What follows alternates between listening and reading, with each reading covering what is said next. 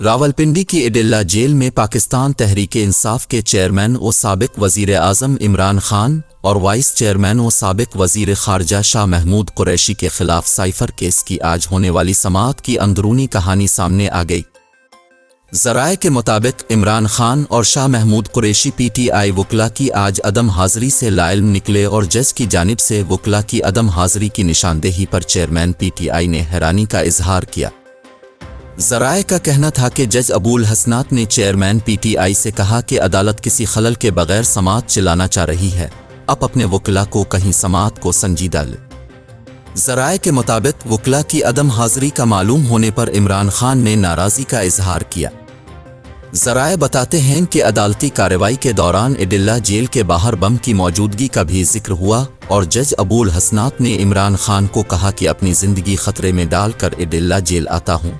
PTI वकला इल्तिवा पर इल्तिवा कर रहे हैं। ज़राए का कहना है कि साइफर केस की समाअत के लिए इडिल्ला जेल में नया कमरा अदालत मखसूस कर दिया गया। नए हाल में 100 से ज़ायद अफराद के बैठने की गुंजाइश।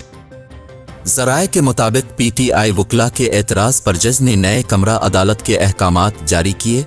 हर समाअत पर चेयरमैन पीटीआई और शाह महमूद कुरैशी के अहले खाना के 5-5 अफराद मौजूद होंगे। ख्याल रहे कि साइफर केस में इमरान खान और शाह महमूद कुरैशी के वकला के पेश न होने के बाइस गवाहान के बयान रिकॉर्ड न हो सके और समाअत 14 नवंबर तक मुलतवी हो गए।